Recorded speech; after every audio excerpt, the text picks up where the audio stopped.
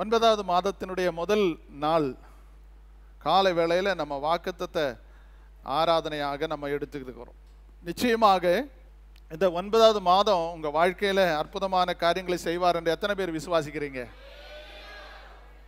சங்கீதத்தினுடைய 27ஆம் சங்கீதம் 6வது வசனம், இப்பொழுது என் தலையை என்னை சுற்றிலும் இருக்கிற என் சத்துருக்களுக்கு மேலாக உயர்த்தப்படும், அது நிமித்தம் அவருடைய கூடாரத்தில் நான் ஆனந்த பலியிட்டு கர்த்தரை பாடி அவரை கீர்த்தனம் பண்ணுவேன். அல்லேலூயா. இங்கே தாவீது சங்கீதம் எழுதும்போது சொல்லுகிற ஒரு வார்த்தை தான், என் தலை என்னை சுற்றிலும் இருக்கிற என் சத்துருக்களுக்கு மேலாக உயர்த்தப்படும். எத்தனை பேர் சொல்றீங்க என் தலை இந்த மாசம் உயர்த்தப்படுகிற மாசமா இருக்கு? பக்கத்துல கரம் பிடிச்சு சொல்லுங்க, உங்க தலையை கர்த்தர் உயர்த்துவார், என் தலையை உயர்த்துவார். ஹல்லேலூயா, ஹல்லேலூயா. ஆண்டவர் சொன்னார், வாலாக்காமல் உன்னை தலையாக்குவேன். ஆமென், பிரைஸ் தி லார்ட். கர்த்தர் உன்னை வாலா வச்சிருக்கிறது இல்ல, தலையா வச்சிருக்கிறார். Head of the department. உன்னுடைய வாழ்க்கையில நீங்க முதல் தரத்தில் இருக்கிறீங்க, கீழே இல்ல, உங்களை கர்த்தர் மேல உயர்த்தி வச்சிருக்கிறார். தலை எப்பொழுதும் உயர்ந்துதான் இருக்கும். தலையில் இருக்கிறதான மகிமை எல்லாவற்றை விட வேற. இன்னைக்கு இந்த கால வேளையில ஆராதனைக்கு வந்திருக்கிற உங்களை உங்க தலை உயர்த்தணும்னா ஒருத்தனுடைய தலையை நசுக்கணும். அதை நசுக்காத வரைக்கும் நம்ம தலை உயரவே உயராது. ஆமென் சொல்லுங்க. ஆதியாகமத்தின் புஸ்தகம் 3ஆம் அதிகாரம் அதனுடைய 15வது வசனத்தில் நீங்கள் படிச்சீர்களானால் அங்கே ஒரு வார்த்தை சொல்லுது, உனக்கும் ஸ்திரீக்கும் உன் வித்துக்கும் அவர் வித்துக்கும் பகை உண்டாக்குவேன், அவர் உன் தலையை நசுக்குவார், நீ அவர் குதிகாலை நசுக்குவார். அப்போ ஆதியாகமத்திலே சொல்லப்பட்டிருக்கிறதான வார்த்தை ஒருத்தனுடைய தலை நசுக்கினாதான், இன்னும் சொல்ல போனா சத்துனுடைய தலையை நசுக்கினாதான் உங்க தலையை கர்த்தர் உயர்த்துவார். ஆமென். அப்ப சாத்தானோடு கூட உனக்கு காம்ப்ரமைஸ் கிடையாது. சாத்தானுடைய கிரியைகளை அழிக்கும்படியாக மனுஷகுமாரன் வந்தார். இன்றைக்கு மனுஷகுமாரன் வந்ததனுடைய நோக்கமே உன்னுடைய சத்துருவாயிருக்கிற சாத்தானை நசுக்கும்படியாகத்தான் ஆண்டவராகிய தேவன் உங்களையும் என்னையும் வச்சிருக்கிறார். ஆமென். அப்ப இந்த சத்துருடைய தலை நசுக்காத வரைக்கும் நம்ம தலை உயரவே உயராது. சத்துருடைய தலை நசுக்கினா மட்டும்தான் உங்க தலை உயருமே தவிர சத்ருவுக்கும் உனக்கும் கனெக்ஷன் இருக்கிற வரைக்கும் உங்க தலை உயரவே உயராது. சத்ருவை மிதிக்கக்கூடிய அபிஷேகத்தை கர்த்தர் இந்த கால வேளையில உனக்கு தருகிறார். அதை உன்னுடைய தலை உயர விடாதபடி உன்னை அமுக்கி அமுக்கி உலுக்கி அப்படி கூனி குறுகி போக தண்ணுகிற அந்த சத்துருவை நீ மிதிக்கிறதுக்கு என்னைக்கு நீ ஆயத்தமாயிருக்கிறையோ அன்னைக்கு உன்னுடைய தலையை கர்த்தர் உயர்த்துவார். ஆலயத்தில் வந்து கர்த்தரை துதிச்சு பாடி ஆராதிச்சு போறதோடு கூட நின்று விடாம உங்களுக்கும் கர்த்தருக்கும் 24 மணி நேரமும் ஒரு கனெக்ஷன் சரியாக இருந்தால் ஆண்டவராகிய தேவன் இந்த கால வேளையில சொல்றாரு, உன் சத்துருக்களை உன்னுடைய பாதபடி ஆக்கி போடும் வரைக்கும் அவர் நான் வலது பரிசத்தில் உட்காருவேன். சத்துருக்களை எங்க போடணும்? பாதபடியில. உங்க சத்துருக்களை மிதிக்கக்கூடிய ஒரு அபிஷேகத்தை கர்த்தர் உங்களுக்கு தருகிறார். ஏகுனுடைய அபிஷேகம் தெரியுமா? எலியாவை வேதனைப்படுத்தி கொடுமைப்படுத்தி தீர்க்கதரிசிகளை பலரும் கொலை செய்த இசபேலை மிதிக்கக்கூடிய ஒரு அபிஷேகம் ஏகுவுக்கு கர்த்தர் கொடுத்தது உண்மையானால், இதுவரை உன்னை மிரட்டி உன்னை உருட்டி உன்னை தாழ்த்தி உன்னை கனவீனப்படுத்தி உன்னை நிந்தித்து உன்னை அவமானப்படுத்தின அந்த சத்ருவை ஏறி மிதிக்கக்கூடிய ஒரு அபிஷேகத்தை கர்த்தர் தருகிறார். ஆண்டவராகிய தேவ பிள்ளைகளே நல்லா புரிஞ்சுக்கோ, நீ மெதிக்கலன்னா அவன் உன்னை மதிச்சிருவான், நீ அவனை மெதிக்கலனா அவன் உன்னை மெதிச்சுட்டு போவான். ஏகுனுடைய அபிஷேகம் என்ன? இதுவரையும் தீர்க்கதரிசிகளை சாவடிக்க வேண்டும் என்று திட்டம் போட்டு வகை தீர்த்து அநேக தீர்க்கதரிசிகளை சாவடித்த இஸ்ரவேலை ஏறி நின்று, பைபிள் சொல்லுது, ஏகு இஸ்ரவேலின் மேல ஏறி நின்று கடந்து போனான். வேதம் சொல்லுகிறது, கோலியாத்தின் மேல் ஏறி நின்று தாவீது தன் தலையை வெட்டி எடுத்தான். இன்றைக்கு தேவ பிள்ளையை, உன் சத்துருடைய தலையை வெட்டுகிற வரைக்கும் கர்த்தர் உனக்காக யுத்தம் செய்ய மாட்டார். ஆனால் என்றைக்கு சத்துருவை மிதிக்கக்கூடிய பாக்கியம் உனக்கு கிடைக்கிறதோ அன்னைக்கு உன் தலையை கர்த்தர் உயர்த்துவார். அல்லேலூயா. வேத வசனத்தில் நீங்க படிச்சீங்கன்னா, எபிரேயர் எழுதின நிருபம் 10ஆம் அதிகாரம் 29வது வசனத்தில் ஒரு வார்த்தை இப்படியாய் போட்டிருக்கு பாருங்க. தேவனுடைய குமாரனை காலின் கீழ் மிதித்து தன்னை பரிசுத்தம் செய்த உடன்படிக்கையின் இரத்தத்தை, நல்லா படிச்சு கொள்ளுங்க, தேவனுடைய குமாரனை காலின் கீழ் மிதித்து. யார் இவர்கள்? ரட்சிக்கப்பட்டவங்க, தேவனை என்று ஆண்டவர் என்று இருக்கிறவங்க. அவங்கள் பின்மாற்றத்தில் போகும்போது யாரை மிதிக்கிறீங்க? தேவனுடைய குமாரனை காலால் மிதித்த கூட்டம். அந்த கூட்டத்தை பார்த்து கர்த்தர் பரிதாபப்படுகிறார். அதனுடைய 26ஆம் வசனத்திலிருந்து நீங்க படிச்சீங்கன்னா அது தெளிவா உங்களுக்கு தெரியும். யார் இவர்கள்? சத்தியத்தை அறியும், சத்தியத்தை அறிந்து அறிவை அடைந்த பின்பு நாம் மனப்பூர்வமாய் பாவம் செய்கிறவர்களாய் இருந்தால், சத்தியத்தை அறிஞ்சு மனப்பூர்வமா பாவம் செய்து துன்மார்க்கருடைய வழியில நீங்க நடப்பீர்களானால் யாரை நீங்க மதிக்கிறீங்க? யாரை மிதிக்கிறீங்க? தேவகுமாரனை காலால் மிதிக்கிற ஒரு ஸ்தோத்திர சூழ்நிலை உண்டாகும் என்று கர்த்தர் இந்த 1ஆம் தேதி கால வேளையில் எச்சரிக்கிறார். நேர்மறையாக நீங்கள் யாரை மிதிக்கணும்னு கர்த்தர் சொல்றாரு. யாரு சொல்றாரு? சத்ருவை மிதிக்கக்கூடிய ஒரு அபிஷேகத்தை கர்த்தர் இந்த கால வேளையில உனக்கு கொடுக்கிறார். நீ சத்ருவை மிதிச்சாதான் உன் தலையை கர்த்தர் உயர்த்துவார். சத்ருவின் தலையை நசுக்கினாதான் உங்க தலையை கர்த்தர் உயர்த்துவார். எத்தனை பேர் நம்புறீங்க? ஹல்லேலூயா. லூக்கா சுவிசேஷம் 10ஆம் அதிகாரம் 19வது வசனம் சொல்லுகிறது, சர்ப்பங்களை மிதிக்கக்கூடிய அதிகாரத்தை உனக்கு தருகிறேன்.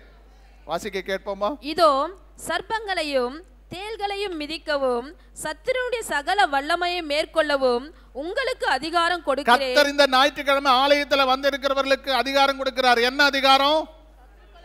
சத்துருக்களை மிதிக்கக்கூடிய அதிகாரம். சத்துருவை நீ என்னைக்கு மிதிக்கிறேன் தீர்மானம் எடுக்கிறையோ அன்னைக்கு கர்த்தர் உன் தலையை உயர்த்துவார். இல்லைன்னா தலை தொங்கிட்டு தான் கிடக்கும், தலை அப்படியே கவுந்து தான் கிடக்கும். வெட்கப்படுத்திடுவான், வேதனைப்படுத்திடுவான், துக்கப்படுத்திடுவான். முகமலர்ச்சி போய் முகம் கருப்பாய் போயிடும், முகத்தினுடைய மகிமை இழந்து போயிடும், முகத்தினுடைய ஆசீர்வாதங்கள் இழந்து போயிடும். தலையில வர வேண்டிய நன்மைகளும் ஆசீர்வாதங்கள் எல்லாம் சோர்ந்து போற மாதிரி பொத்தலான பையில போடுகிறது போல உங்க வாழ்க்கையில இந்த சாத்தானை நீங்க மிதிக்க முடியலனா சத்ருவின் சகல வல்லமைகளை மிதிக்கக்கூடிய அதிகாரத்தை சபைக்கு கர்த்தர் கொடுத்திருக்கிறார். ஆமீன் சொல்லுங்களேன். இருக்கா உங்களுக்கு அந்த அதிகாரம்? எடுக்கிறீங்களா அந்த அதிகாரம்? பயன்படுத்துறீங்களா அந்த அதிகாரம்? இந்த கால வேளையில இதுவரையும் உன்னை பார்த்து கொக்கரித்து கொண்டிருந்த 40 நாட்கள் காலையில் சாயங்காலம் வந்து கோலியாத்தை தைரியம் இருந்தா வா என்று சொல்லி கோலியாத்து இஸ்ரவேல் மக்களை முறையிட்டும் போது சோத்திரம் சவுல் தொடங்கியுள்ள எல்லா ராணுவ சேனைகளும் பயந்து நடுங்கி கொண்டிருக்கிற இடத்திலே தாவீதின் தலையை கர்த்தர் உயர்த்தினார். ஆமென், ஆமென். ஒரு சின்ன பையன், அவனுக்கு என்ன இருக்கு திராணி? எதிர்த்து நிற்கிறவன் ஒரு கோலியாத்து மல்லன்.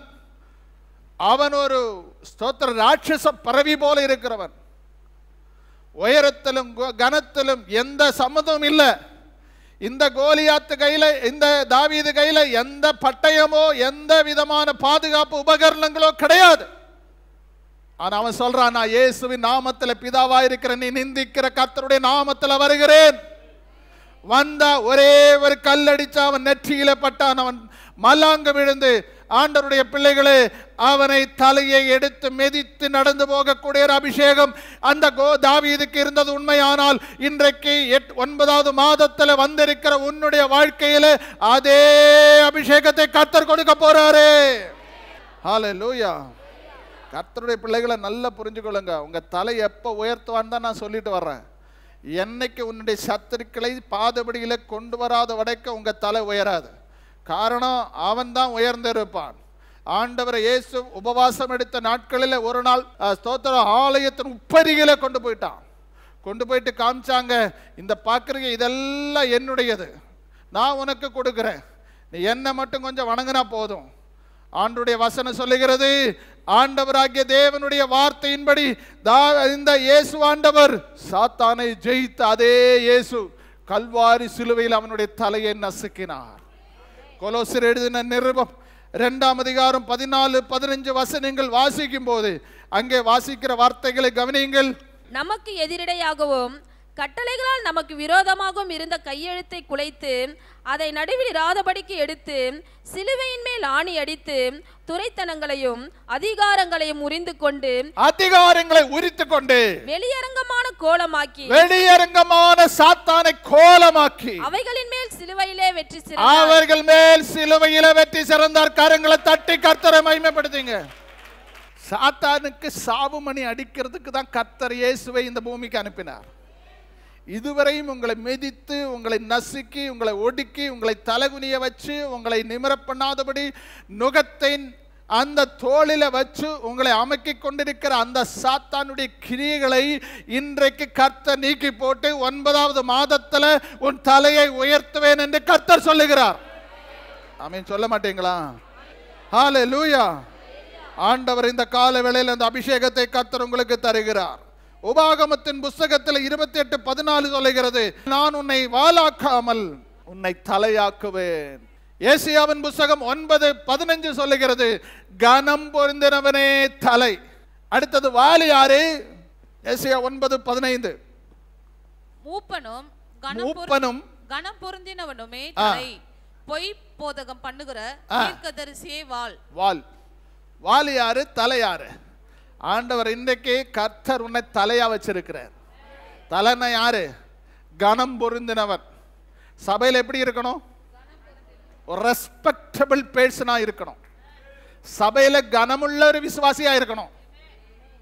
பணம் வேண்டாம், சுதந்திரம் இல்லை, வசதி வாய்ப்புகள் இல்லை, படிப்பு இல்லை, அழகில்லை, ஒண்ணுமே இல்லை. ஆனா ஒரு அனுபவம் உள்ள, ஒரு தேர்ச்சி பெற்ற, ஒரு ரெஸ்பெக்டபிள் பர்சன், கனம் பொருந்தின விசுவாசியா இருக்கணும். எத்தனை பேர் நம்புறீங்க? இன்னைக்கு உங்களை என்னையும் சபையில் எப்படி வச்சிருக்கிறாரு? கனவீனமான விசுவாசி அல்ல, கனமுள்ள. உங்க பேரை சொன்னா ஒரு ரெஸ்பெக்ட் இருக்கணும். பிரதரா இந்த குவாலிட்டியில் அவர் இருப்பார், ஓ சிஸ்டரா இந்த நிலைமையில் அவங்க இருப்பாங்க. இப்படி ஒரு கனமுள்ள விசுவாசியாக நீங்க மாறணும் தான் கர்த்தர் உங்களை தலையா வச்சிருக்க போறார். அப்ப தலைனாலே கனம் பொருந்தினவன். சொல்லுங்க, பக்கத்துல கரம்பிடி சொல்லுங்க, பிரதர் சிஸ்டர் நீங்க சபையில வீட்டுல கனமுள்ள விசுவாசி. எங்க பேரு யாரு பாச? என் வார்த்தை எடுபடல, எங்கேயும் எடுபடல, வேலையில எடுபடல, சபையில எடுபடல, வீட்டில எடுபடல. காரணம் வார்த்தை அப்படி இருக்கு. ஹல்லேலூயா, ஹல்லேலூயா, ஹல்லேலூயா. கர்த்தர் எப்போதும் பாருங்க, எப்போதும் ஒரு தேவ பிள்ளை கனப்படுத்தணும்னு தான் விரும்புறாரு. ஆனா அந்த கனத்தை பெற்றுக்கொள்ளுகிறதற்கு நாம் என்ன இல்லை, தகுதி உள்ளவர்களா இல்லை. இதுதான் உண்மை. கர்த்தர் ஒரு இரத்தத்தினால் மீட்கப்பட்ட பிள்ளைகள் எல்லாம் எனக்கு சம்பத்துன்னு சொல்றாரு, என்னுடைய பொக்கிஷன் சொல்றாரு. ஆனா அந்த பொக்கிஷன் மாதிரி நம்ம செயல்பட நம்முடைய சரீரம் என்ன செய்யல? சத்தமா சொல்லுங்க, ஒத்துழைப்பு கொடுக்கல. ஆண்டவர் ஒரு வழியிலே போய்விட்டு இருக்கிறாரு, நம்ம ஒரு வழியில போயிட்டு இருக்கிறோம்.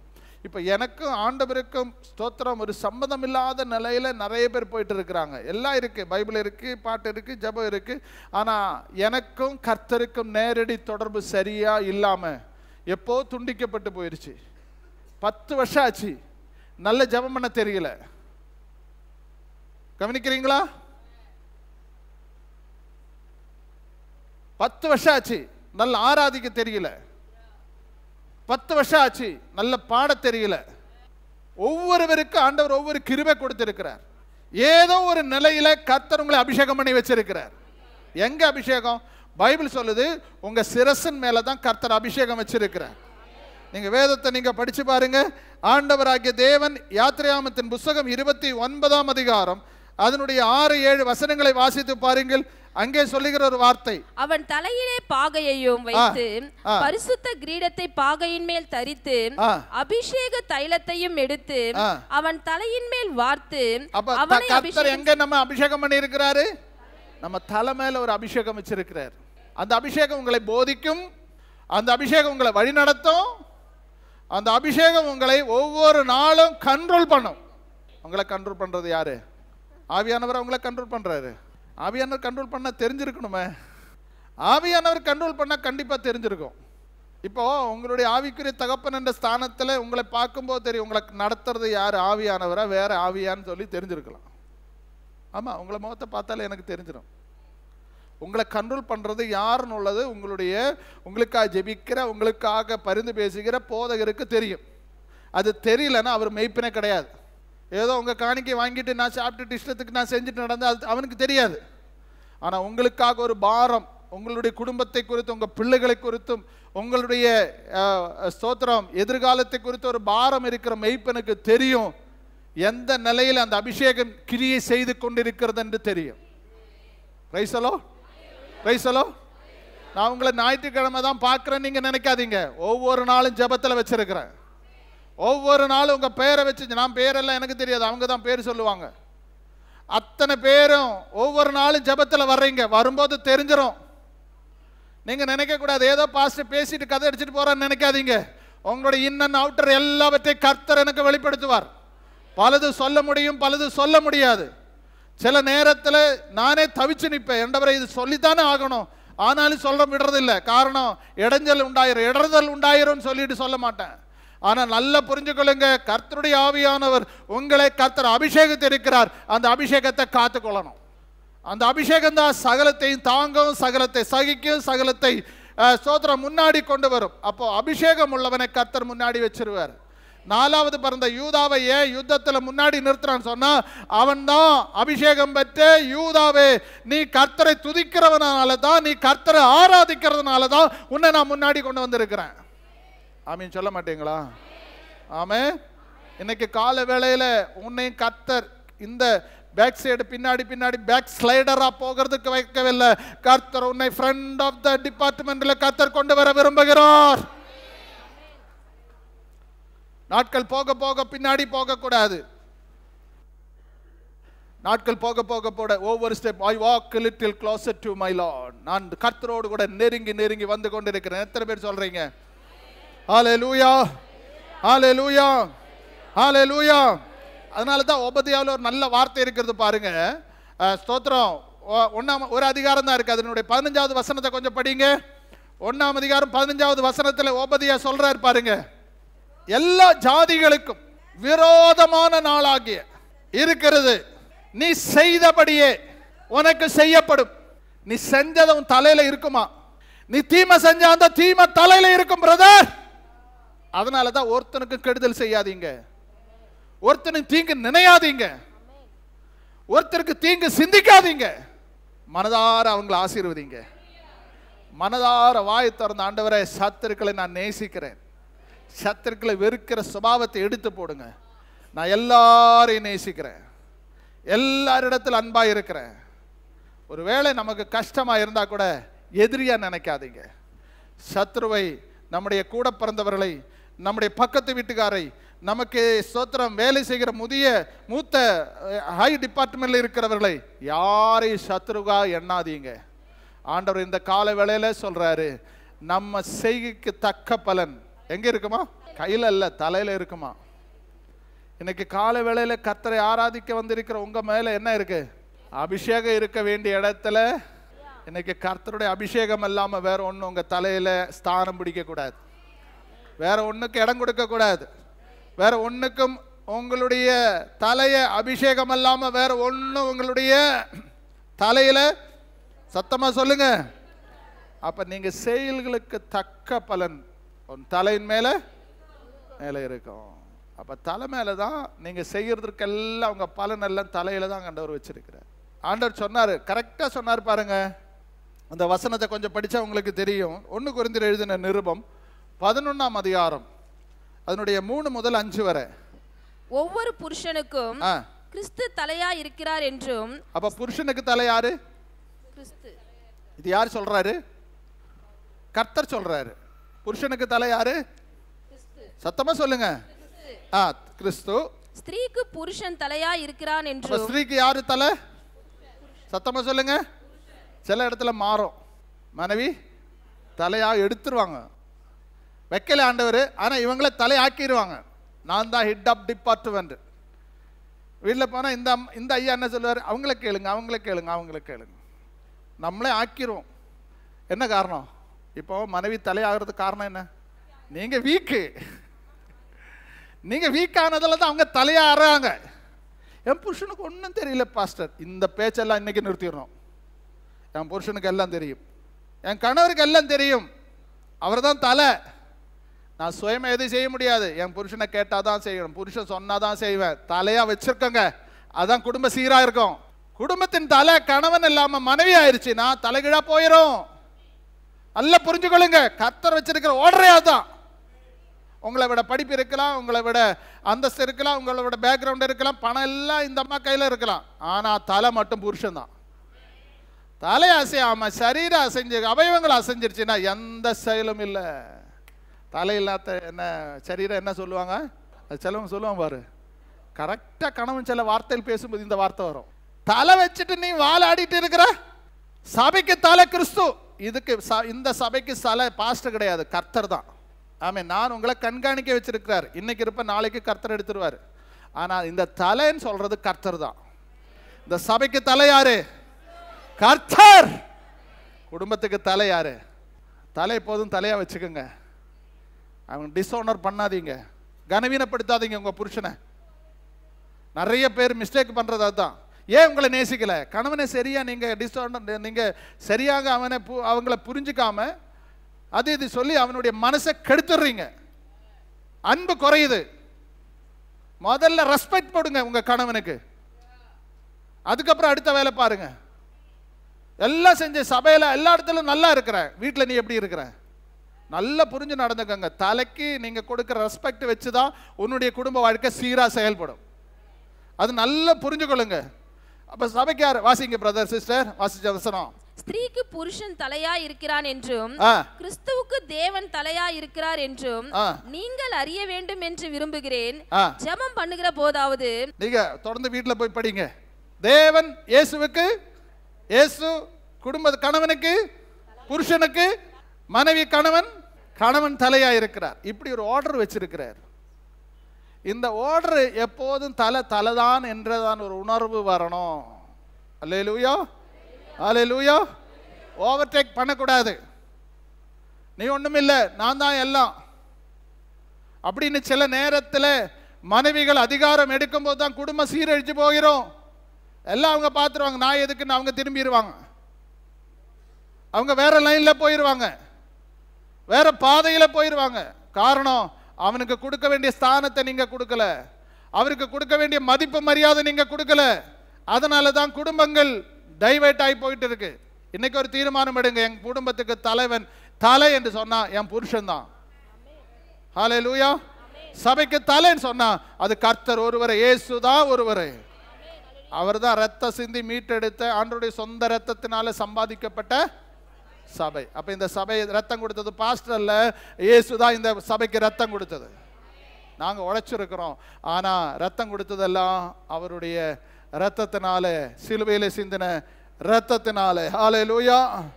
அதனால தான் அப்படிப்பட்டவர்கள் தான் சங்கீத ஸ்தோத்திர ஏசாயாவின் புத்தகம் 35:11 சொல்லுது பாருங்க. 35:10 கர்த்தரால் மீட்கப்பட்டவர்கள் சீயோனுக்கு திரும்புவாங்க. அவங்க எங்க திரும்புவாங்களா? சீயோனுக்கு திரும்பி என்ன இருக்குமா? அப்ப சபைக்கு வந்துட்டு போனா என்ன இருக்கணும்? உங்களுக்கு எங்க இருக்கணும்? உங்க தலை மேல மகிழ்ச்சியா இருக்கணும். ஹல்லேலூயா. சஞ்சலம் தவிப்பு ஓடி போகிற இடம் தான் சபை. அந்த சபை ஆண்டவர் சொல்றாரு, நித்திய மகிழ்ச்சி உன் தலையின் மேல இருக்கும். எத்தனை பேர் நம்புறீங்க? எத்தனை பேர் சொல்றீங்க? ஹல்லேலூயா, ஹல்லேலூயா, ஹல்லேலூயா. ஆண்டவருடைய வசனம் சொல்லுது பாருங்க, சங்கீதம் 147 சொல்லுகிறது, தீங்கு நாளில் அவர் என் தலையை மூடினீர். தீங்கு நாளில சத்தமா சொல்லுங்க. தீங்கு நாள் வரும்போது எங்க மூடுறாரு? தலைக்கு கர்த்தர் கவசத்தை வச்சு, ஆண்டவர் தலை சீராவை கொடுத்து, ஹெல்மெட்டை கொடுத்து உன்னுடைய தலையை கர்த்தர் பாதுகாக்கிறார். ஹெல்மெட்டுக்கு தமிழ்ல என்ன? தலைக்கவசம். தலைக்கவசம். அப்போஸ்தலனாக இருக்கிற பவுல் அதை எழுதும் போது என்ன சொல்றாரு? என்ன சொல்றாரு? தலைக்கவசம். எபேசியர்ல இருக்கு இல்லையா? என்ன சொல்லுகிறது?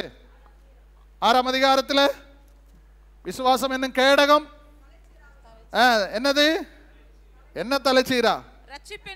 ரட்சிப்பென்னும் தலைச்சீரா. ஹெல்மெட், தலைக்கு பாதுகாப்பு. இந்த தலைக்கு பாதுகாப்பு தருகிற ரட்சிப்பு. ரட்சிப்பை சரியா கடைபிடிச்சா தலை பாதுகாக்கப்படும். ஆமென், ஆமென். அதை அறிஞ்சுதான் யோபு சொல்றாரு, அவர் தீபம் என் தலையின் மேல் பிரகாசித்தது, அவர் அருளின வெளிச்சத்தினால் இருளை நான் கடந்து போனேன். அல்லேலூயா. அவர் அருளின வெளிச்சத்தினால் இருளை கடந்து போனேன். அப்ப தலையில என்ன இருக்கணும்? சத்தமா சொல்லு. கர்த்தர் உங்களை இருளா வச்சிருக்கிறாரா, வெளிச்சமா வச்சிருக்கிறாரா? ஆண்டவர் சொன்ன, நீங்கள் உலகத்திற்கு ஒளியாயிருக்கிறீர்கள், வெளிச்சமாயிருக்கிறீர்கள். சபைக்கு நீங்க ஒரு வெளிச்சம் கொடுக்கிற பிள்ளைகள். இத்தனை பேரும் வெளிச்சம் கொடுத்தின சபை எவ்வளவு மகிமையா இருக்கும், எவ்வளவு பிரகாசமா இருக்கும். ஆமென், பிரைஸ் தி லார்ட். அப்ப இன்னைக்கு ஒண்ணு, சாத்தானுடைய தலையை நசுக்கிட்டு போனோம். 2, உன் தலை மேல ஒரு அபிஷேகம் இருக்கு அப்படின்னு புரிஞ்சுக்கணும். ஆமென், ஹalleluya, ஹalleluya. அப்ப அவன் அருளின வெளிச்சத்தினால் இருளை கடந்து போனேன். பிரச்சனை நிறைய இருக்கு பிரதர். பிரச்சனை இல்லாத யாராவது எங்க இருக்கிறீங்களா? கை தூக்க பார்க்கலாம்.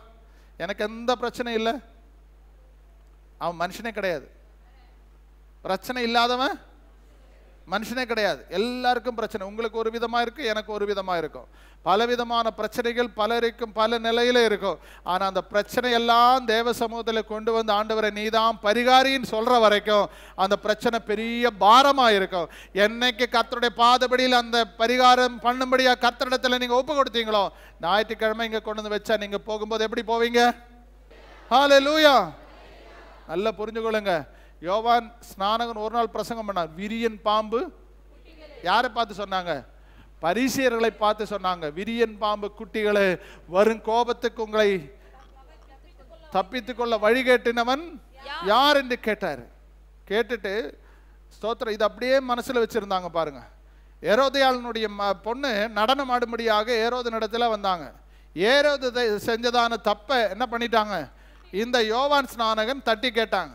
கேட்டது நிமித்தமாக ஏரோதியாளுக்கு இவன் மேல கோபம் வந்து எப்படியாவது இவனை சாவடிக்கணும்னு நினைச்சு ஒரே பிரசங்கம். தலை எடுத்துட்டான். யாருடைய தலை? தலை எடுத்து தாளந்தில தட்டில கொண்டு வந்து காமிச்சிட்டான். நீ நடனம் ஆடினது உனக்கு என்ன வேணாலும் தரேன்னு சொல்லணும். தலை தான் கொண்டு வந்து கொடுத்தான். ஹல்லேலூயா, ஹல்லேலூயா, ஹல்லேலூயா. ஆனா தேவனுடைய பிள்ளையே, ஆண்டவருடைய வசனம் சொல்லுகிறது, அந்த யோவான் ஸ்நானகனை விட இரட்டிப்பான வல்லமையுள்ள அபிஷேகத்தோடு கூட யோவான் யாருக்கு ஞான ஸ்நானம் கொடுத்தாரோ அவரை கர்த்தர் தலையை நசுக்கும்படியாய் கர்த்தர் வந்தார். ஹல்லேலூயா. இயேசுனுடைய தலையெடுக்க ஒருவராலும் முடியல. அவரை பெரிய மலையில கொண்டு போய் தள்ளிவிட பார்த்தாங்க. அவரை சிலுவையில் அடிச்சு நீ எழுந்திருக்கவே மாட்டாங்கன்னு சொல்லி பெரிய பாறாங்கல்லை கொண்டு வந்து வச்சு மூடினாங்க.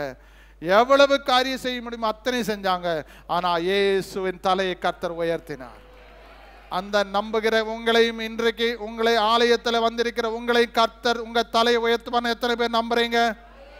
ஹல்லேலூயா.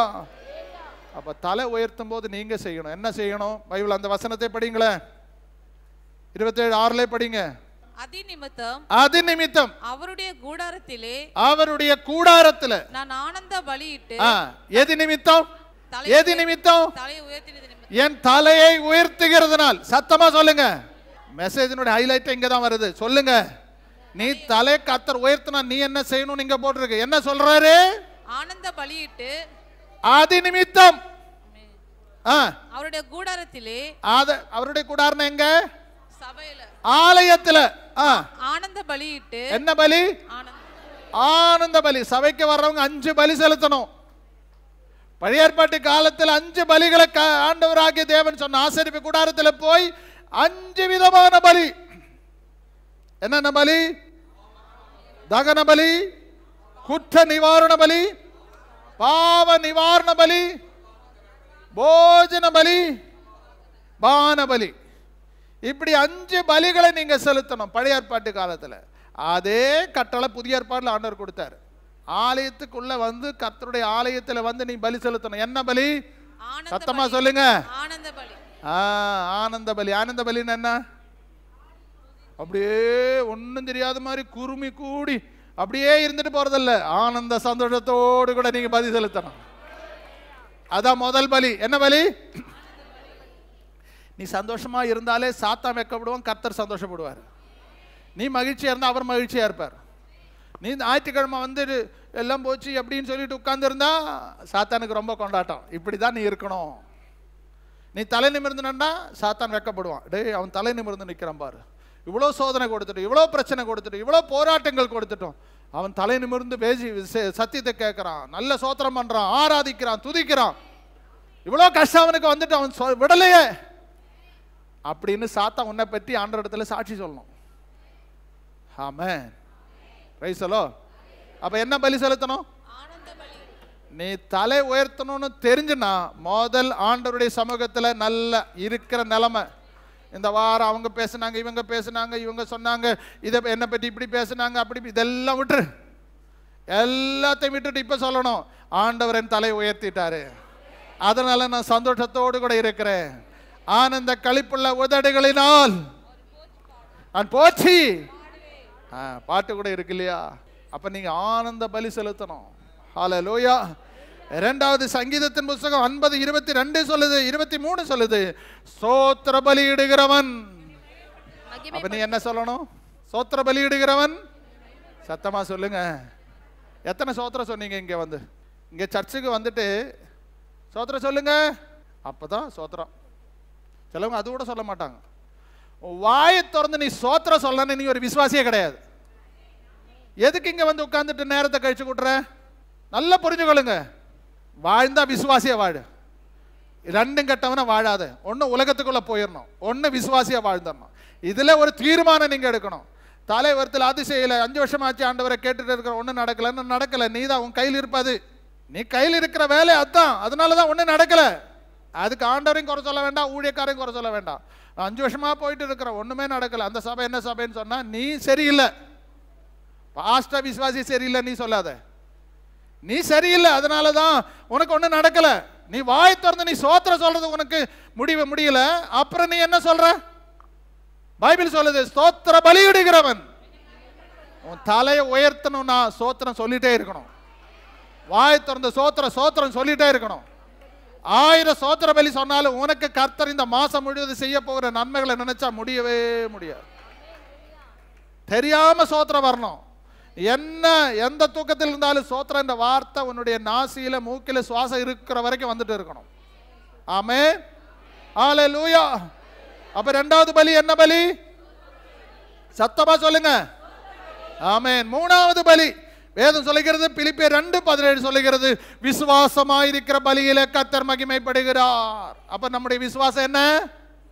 என்ன விசுவாசம்? சத்தமா சொல்லுங்க. விசுவாசம் என்ன? நம்ம விசுவாசம் இயேசு வருவார் விசுவாசம். ஆமென். இந்த வியாதியிலிருந்து எனக்கு விடுதலை தருவார். பிரதர், நான் இப்ப சொல்லிட்டு இருக்கும் போதே அந்த அற்புதம் நடக்கணும். என் வியாதியிலிருந்து கர்த்தர் எனக்கு சுகம் தருவார், நான் விசுவாசிக்கிறேன். அந்த ஒரு பலி. நீங்க என்னென்ன வாக்குத்தத்தம் கிடைக்கிறீங்களோ அந்த அத்தனை வாக்குத்தத்தங்கள் உள்ள எடுத்துடணும்.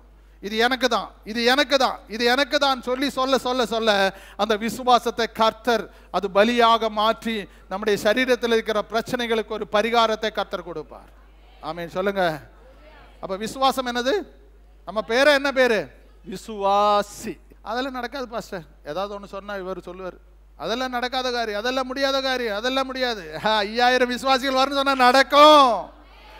ஆலயம் கட்டுவேன்னு சொன்னா கட்டும். பணம் இல்லை, சூழ்நிலை இல்லை, வழி இல்லை, வாசல் இல்லை, நோ நெவர். பட் விசுவாசம். விசுவாசத்தினால் எல்லாம்.